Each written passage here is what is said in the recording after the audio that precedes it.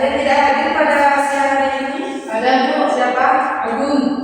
Tolong ya, ini sekretaris tolong mencatat Ya Bu. siapa-siapa saja yang tidak hadir. Baik, sebelum kita masuk ke pembelajaran pada siang hari ini, menurut anak-anak semua, kenapa dakwah pada masa Khulafaur Rasyidin ini bisa berkembang begitu cepat dan diterima banyak oleh masyarakat? Kenapa? Siapa yang bisa menjawabnya? Coba ya, Farah. Karena dakwahnya itu baik, maka diterima oleh masyarakat tersebut. Ya, bagus sekali jawaban dari Farah. Jadi hari ini kita akan membahas mempelajari tentang substansi dakwah dan strategi dari Khulafaur Rasyidin ini. Setelah mempelajari tentang pembahasan Khulafaur Rasyidin ini, anak-anak semua bisa mampu memahami bagaimana cara Khulafaur Rasyidin tersebut menyebarkan Islam dan bijaksana dan penuh keteladanan. Setelah Ibu jelaskan ini, Ibu akan menampilkan video dan memberikan dan membagi kalian dari beberapa kelompok. Yang pertama, Khulafaur Rasyidin. Nah, para pemimpin umat Islam setelah wafatnya Nabi Muhammad SAW menjadi teladan dalam keadilan, kejujuran dan kesederhanaan. Khulafaur Rasyidin ini maksudnya itu berarti khalifah yang melakukan petunjuk dari Allah Subhanahu Wa Taala. Nah, peran dari Khulafaur Rasyidin ini memimpin umat Islam setelah wafatnya Nabi Muhammad SAW. Nah, landasan yang dipegang oleh Khulafaur Rasyidin ini yaitu yang berlandaskan Al-Quran dan Hadis. Keteladanan yang bisa kita ambil dari Khulafaur Rasyidin ini, yang pertama, dia bisa menjadi teladan dalam keadilan, kejujuran dan kesederhanaan dari khalifah tersebut.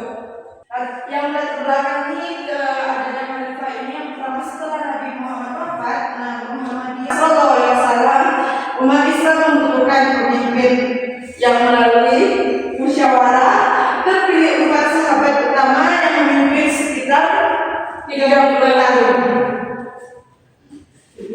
Lanjut. Nah, khalifah pertama adalah siapa?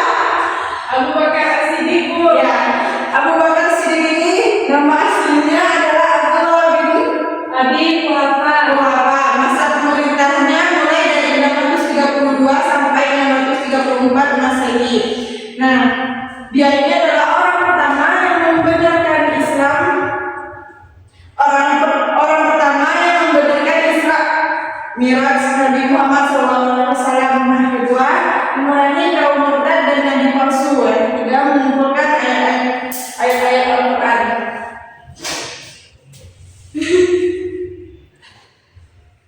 Jadi keteladanan Abu Bakar As-Siddiq, yang pertama dia jujur dan amanah. Nah, dia memiliki sifat jujur dan dapat dipercaya dalam setiap tindakannya. Yang kedua, dia orangnya sangat sederhana dalam kehidupan sehari-hari meskipun dia seorang pemimpin. Nah, yang ketiga, mengutamakan umat. Dia selalu mengutamakan umat, kepentingan umat Islam di atas kepentingan Pribadinya Bu.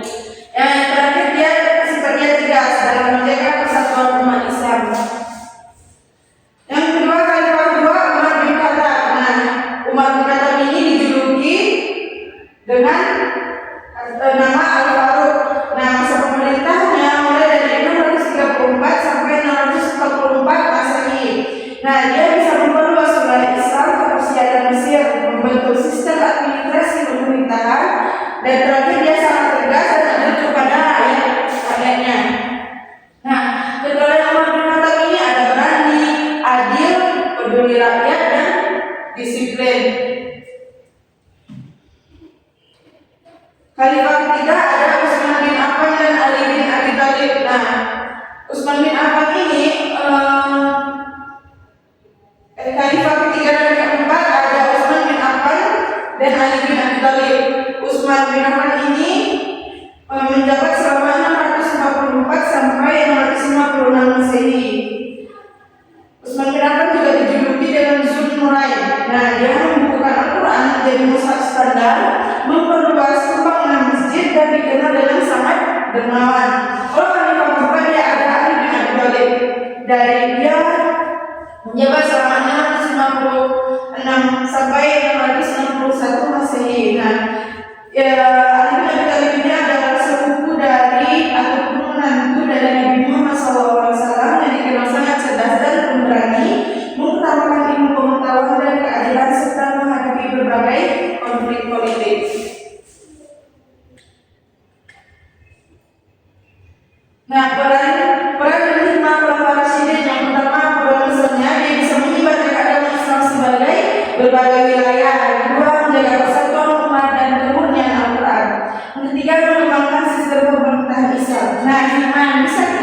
dari Khalifah Rasyidin ini, yaitu menanamkan sifat jujur, amanah, dan bertanggung jawab.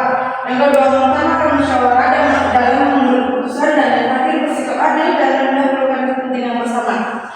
Jadi, paham semuanya? Nanda? Paham, Bu. Setelah ini Bu akan menampilkan video dan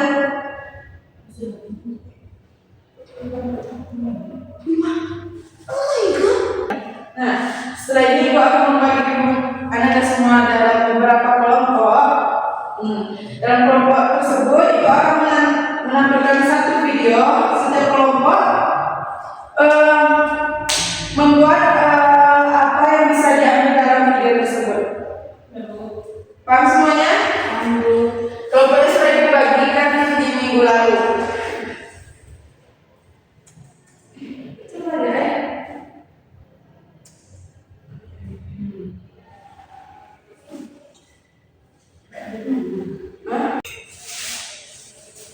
Silakan diamati dengan baik ya. Kemudian bagaimana cara mereka memimpin dan berdakwah.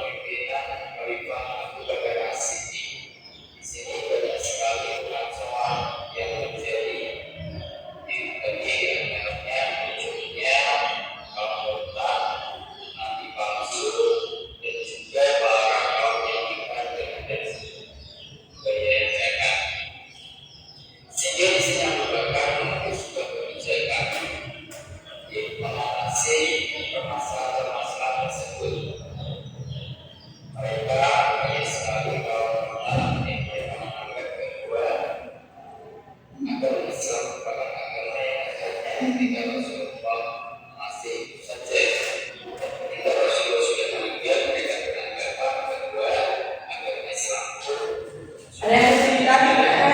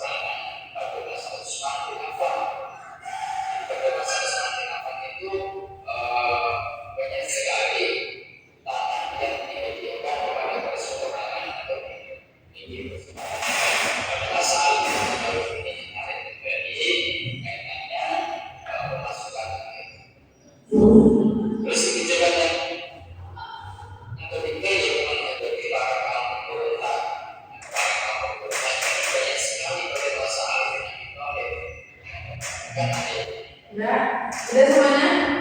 Udah. Kelompok berapa yang mau maju? Yang kelompok 1 membahas tentang Kalau satu bagian kedua ya pengenalan juga tadi. dua.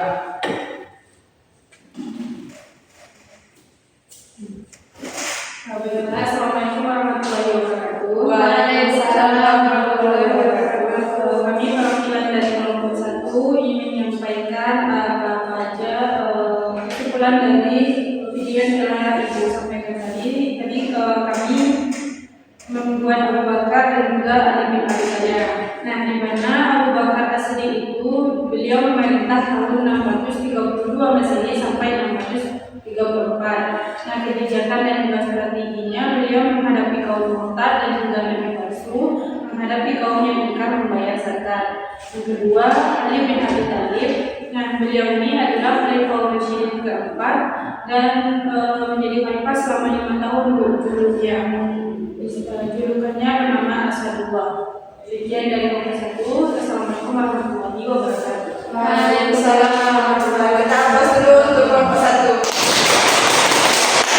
Jadi, kebijakan dan dakwah pada masa Abu Bakar Siddiq ini, kebijakan dari Abu Bakar Siddiq ini yang pertama dia memerangi kaum murtad dan nabi palsu, banyak sekali nabi palsu pada zaman tersebut. Yang kedua, dia menyatukan kembali umat Islam dan setelah wafatnya Nabi Muhammad SAW. Nah, kebijakan terakhir dari Abu Bakar Siddiq ini itu dia mengumpulkan ayat-ayat Al-Quran. Ada strategi dakwah dari Abu Bakar Siddiq ini, dia menggunakan pendekatan lembut dan sangat tegas. Yang kedua, dia menggunakan musyawarah dalam mengambil keputusan. Dia juga memberikan teladan mulai kesederhanaan dan kejujuran. Kalau dari Ali bin Abi Thalib, kebijakannya itu dia menyelesaikan konflik dan menjaga persatuan umat. Yang kedua, dia menata kembali pemerintah ini yang dulunya pecah, yang dulunya mengalami perpecahan, terus dia bentuk menjadi satu. Dan terakhir, dia mengutamakan ilmu pengetahuan dan keadilan. Strategi dari Ali bin Abi Thalib ini, dia berdakwah melalui ilmu dan kebijaksanaan. Dia lebih mengutamakan musyawarah dan dalam menyelesaikan masalah. Paham semuanya kan? Nah, jadi dari keempat khalifah tersebut kita dapat belajar bahwa dakwah tidak hanya dilakukan melalui perkataan, tetapi dakwah tersebut juga bisa melalui perilaku, akhlak yang baik, akhlak yang jujur, adil, sabar, dan suka menolong, serta tanggung jawab. Ini perlu kita terapkan dalam kehidupan sehari-hari, baik di lingkungan sekitar maupun di sekolah. Paham Anda? Baik. Jadi dapat kita simpulkan bahwa Khalifah Rasyidin ini adalah 4 pemimpin Islam setelah Nabi Muhammad yang memiliki sifat mulia dan menjadi teladan bagi umat Islam. Mereka berjasa besar dalam menjaga persatuan umat yang menyebarkan Islam serta mengembangkan pemerintah berdasarkan Al-Quran dan hadis dengan sikap jujur, adil, berani, bertanggung jawab dan dapat menerapkan dalam kehidupan sehari-hari. Paham semuanya? Baik, sebelum kita tutup